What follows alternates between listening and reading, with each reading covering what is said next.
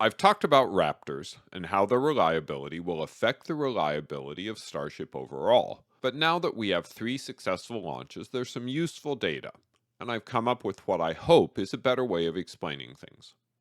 I need to start with a few caveats. Engines at SpaceX are always a moving target, and that's especially true for Raptor. There are many rocket failure modes that aren't related to engines.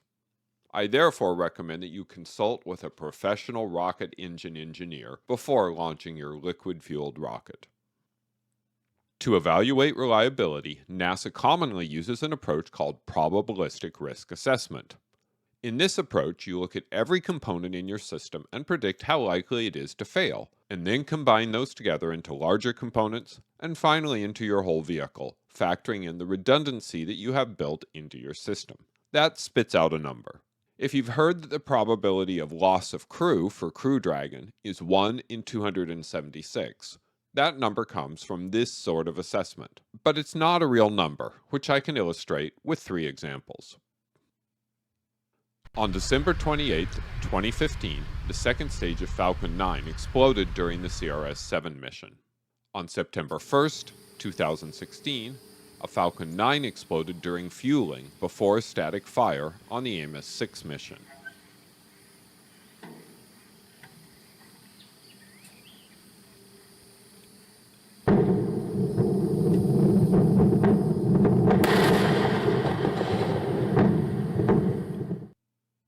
On April 20th, 2019, a Crew Dragon capsule exploded during routine testing of the Super Draco abort engines. What caused these failures? On CRS-7, a strut holding a helium tank was under strength and broke, letting the tank break free and overpressurizing the second stage. For Amos-6, a composite overwrapped pressure vessel exploded due to the creation of solid oxygen in the composite weave. On a Crew Dragon test, the interaction of a titanium valve with a hypergolic propellant led to an explosion. The commonality between all these failures is that they don't show up in a PRA assessment. Strut weaker than the specification didn't show up in the possible failure modes, and both the Amos-6 and Crew Dragon explosions were failure modes that had never been seen before. Blew up because of something weird nobody had seen before is also not in the list of failure modes. That's the big weakness of PRA. You need to be able to conceive of a failure mode and assess how likely it is to properly factor it into the assessment. And that should make you skeptical of the numbers that come out of an analysis like PRA. The alternative is to use empirical data. Test the hell out of all the individual parts and fly all the time, and you'll get a decent idea of how reliable your vehicle actually is. The problem with that is that most rockets don't fly very often. Delta IV flew using the RS-68 a total of 45 times in the medium and heavy variants, with only one partial failure. So how reliable is it? The RS-68 could be a 1 in 25 engine, and we just got lucky. Or it could be a 1 in 250 engine, or even better than that. We just don't know. There are only 2 rockets with decent empirical numbers. Soyuz has launched 1,680 times in various forms, so we have a lot of information on the RD-107 and RD-108 engines it uses. And Falcon 9 has 389 launches. And just to complicate things a bit more, both the Soyuz and Falcon 9 engines have been modified along the way. Returning to Raptor, we now have some real empirical data to play with. IFT-2 and IFT-3 both had all engines light and work until staging, and IFT-4 had 1 engine fail to light, but the remaining 32 of 33 worked until staging. So that's 98 out of 99, which I'm going to round up to a demonstrated 0.99 reliability, or 1 out of 100. There are significant caveats on that number. We could be lucky or unlucky, but let's just assume that it's the actual number for sake of argument. If we have an engine like that, what would we expect in terms of reliability? Let's say we're talking about the RS-68 engine that flew on the Delta IV series, and let's assume it has 0.99 reliability. If we're flying the Delta IV medium with a single engine, we don't need to do any math. We'd expect that 99 out of 100 times it will be successful. But what if we are flying the Delta IV heavy with 3 RS-68 engines? The chance of success is 0.99 for each engine, but we have 3 engines, so we multiply those probabilities together, which is the same as raising the base probability to the power of the number of engines, and we find out that the overall probability of success is 0.97. That's about a 1 in 33 chance of failure, which makes sense. There's an underlying assumption that shutdown equals failure, and that's not always true.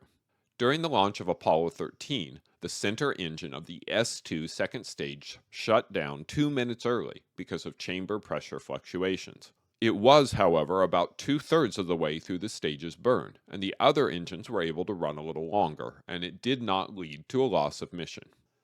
See my video on Pogo for more information.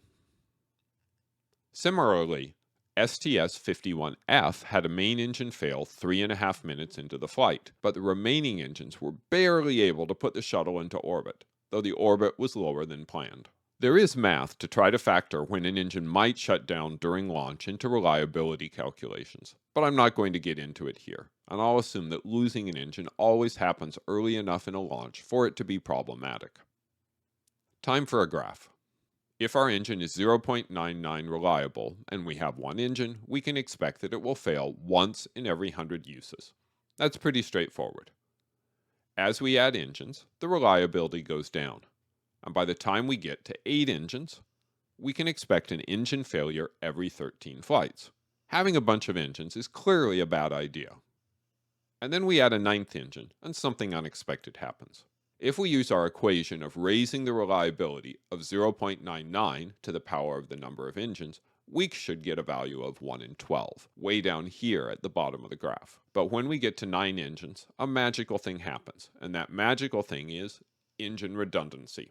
We have enough engines now that if 1 engine fails, the remaining engines are powerful enough that they can still complete the mission. Our booster is 1 engine redundant. With 9 engines, our chance of 1 engine failure is an alarming 0.086. But for the booster to fail, we need 2 engine failures, and the probability of that is 0.0075, or 1 in 134. That's better than our original reliability with 1 engine, but it's not a lot better. Hold on to that thought. We'll get back to it in a bit. You may be wondering why the magic number is 9. I chose 9 because we know that Falcon 9 is single engine redundant. 8 probably works, and 7 might work, but fewer than that gets less likely. We're nearing the Saturn V example, and that rocket isn't getting off the pad with only 4 working engines. Back to our question. Dealing with the hassle of 9 engines seems a lot of work if you only get 30% increase in reliability, a factor of 1.3. This example uses a rocket engine that is only 99% reliable, and that's not a great engine. What if we can do better? This is an engine that has 0.995 reliability, or 1 in 200. With 9 engines, that's 1 in 513, or 2.6 times better than a single engine. That's more interesting. Bumping up to 1 in 500, or 0.998, the reliability with 9 engines goes up to 1 in 3,136, or 6.3 times the reliability of 1 engine. I'm sure you don't expect me to stop here. If you can build an engine with what we would call 3 nines of reliability, with 1 in 1,000 chance of failure, our 9-engine booster is expected to have a reliability of 1 in 12,445, or 12.4 times the reliability of 1 engine. That's a full order of magnitude better than the single-engine solution. The question is whether we should actually care about this. The mighty F1 engine that powered the Saturn V first stage flew 13 times, so it only had 65 engine flights. If it's a 1 in 200 engine, and it probably is at least that good, the chances of an in-flight failure are small. 409 RS-25 engines flew on the shuttle, and now SLS. Empirically, it's about a 1 in 400 engine. Falcon 9 has flown 389 total launches, so that's 3,501 Merlin 1D flights. And at those sorts of flight volumes, I care quite a bit about the difference between 1 in 1,000 and 1 in 12,000. My guess is that the Merlin 1D is about a 1 in 1,000 engine, though it might be a little bit higher. With that many flights, we really do care about engine redundancy. We're already exposed to the value of engine redundancy in another area. Normal FAA rules require that any two-engine airliner always has to be within 60 minutes of an airport, so they can safely reach a safe place within an hour if one engine fails. We therefore map out 60-minute circles to possible landing airports and choose a flight path where we are always inside one of those circles. That's unfortunately inefficient because we aren't flying the most direct route. The FAA has therefore created a program called Extended Range Twin Engine Operational Performance Standards, or ETOPS. If your plane and engines are good enough, if they have high enough reliability, the FAA will let you extend that 60 minutes to a larger value. If a plane is approved for ETOPS 120, like the Airbus 320, then it can fly the shortest route from New York to London, as it is always within 120 minutes of one of those airports. That's obviously more efficient. For flights in the Pacific, this becomes more important because the distances are so much longer. Airplanes that fly these routes might be ETOPS 180, 240, or even 330 minutes like this Boeing 777. It's all based on engine redundancy. Twin-engine airliners must be able to fly with only one engine. But you came here to hear about Raptor and Starship.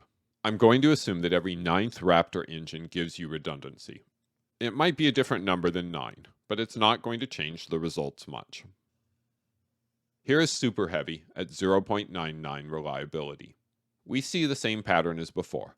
Every 9th engine gives us a nice bump in reliability, and then engines added after that reduce the reliability. 27 engines, not surprisingly, gives us the best result, at about 3.1 times the reliability, but adding 6 more engines bumps it down to only 1.6 times the reliability. Not very exciting for a booster that has 3-engine redundancy, where it takes 4 engines to fail to have real issues. It's pretty unlikely that Raptor is a 1 in 100 engine. If Raptor is only 1 in 200, 27 engines is 1 in 3,900, and 33 engines drops down to 1 in 1,850. Only 9 times the reliability of one engine. But Raptor's probably not a 1 in 200 engine. At 1 in 500, or 0.998, it starts to get silly. 27 engines gives us a 1 in 130,000 chance of failure, and going up to 33 engines drops that down to 1 in 60,000. Time to take the final step. If Raptor is a 1 in 1,000 engine, if it's as good as the Merlin 1D, 27 engines gives us pretty close to 1 in 2 million chance of failure of a stage, and 33 engines drops that down to only 1 in 900,000.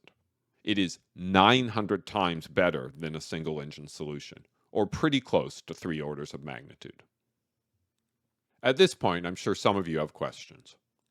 Yes, you in the back with your hand waving around. Decaying flavors? What? Oh, cascading failures. I guess that means I have to show the video. On August 9th of 2024, Rocket Factory Augsburg was performing a static fire, and they had an anomaly that led to cascading failures when the stage failed to shut down. The analysis video is linked in the description.